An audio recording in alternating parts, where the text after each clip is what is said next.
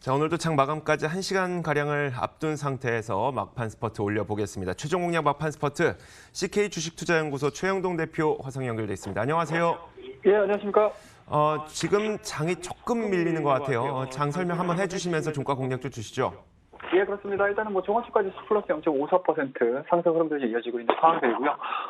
코스닥 지수에 대한 변동성이 상당히 좀 커지고 있는 상황들인 것 같습니다. 자, 오전 10시까지는 0.6%에 대한 상승 흐름들이 좀 이어지다가 또 중국 시장 개장과 더불어서 0.4%대까지에 대한 하락세를 좀 보여줬습니다. 다시 한번 시가 부분까지 좀 올라오고 있는 상황들이기 때문에 상당히 장중 변동성이 좀 심한 장이라고 보시면 좋을 것 같습니다. 아무래도 이제 국내 지수에 대한 상승 흐름들, 그러니까 상승 모멘텀을 찾기가 좀 힘들다 보니까 외생 변수에 대한 이제 변동성으로 좀 지수가 많이 흔들린다고 보시면 좋을 것 같고요.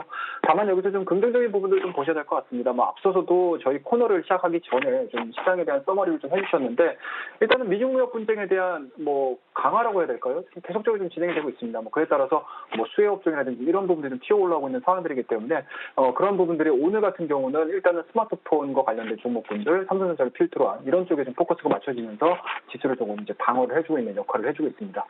일단은 미중 무역 분쟁에 대한 내용들은 아무래도 이제 단기간에 끝난다는 개념보다는 계속적으로 언론 플레이를 통한 지속화가 될 가능성이 상당히 높다. 그 안에서 과연 우리나라 국내 경제에 대한 성장 흐름들이 어느 정도 유지가 될 것이냐는 부분을 체크를 하셔야 될 것 같은데 일단은 종합주가지 수상에 대한 지수 흐름들을 좀 보셔야 될 것 같은데요. 자, 작년도 12월 달, 그러니까 1984포인트를 기록했었습니다. 그리고 10월 달 마찬가지로 1980포인트 정도가 진행이 됐었는데 그때 당시에 PBR 자체가 상당히 역사적으로 낮은 PBR이었습니다. 그리고 최근에 보여주고 있는 2000포인트 초반대까지 밀리면서 이 지수도 마찬가지로 역사적인 PBR 부분에서 굉장히 좀 낮은 구간이 형성이 되어 있는 상황들이고요.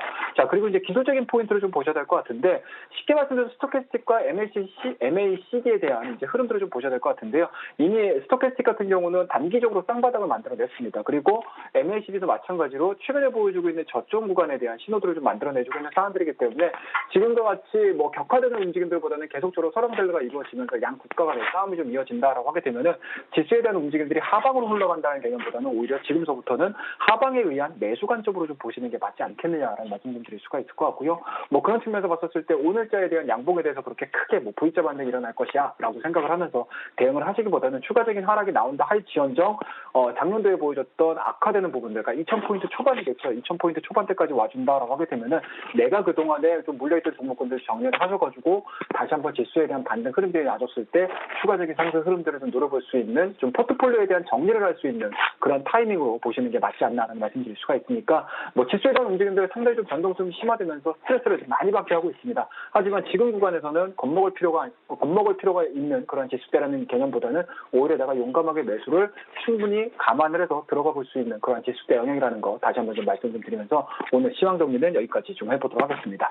자, 시간이 좀 얼마 없습니다. 오늘 남은 1시간 동안 저와 함께 관심 있게 좀 지켜보면 막판 공략주 보셔야 될 것 같은데요. 자, 오늘 말씀드릴 종목은 한솔 테크닉스라는 종목에 대해서 말씀 좀 드리도록 하겠습니다.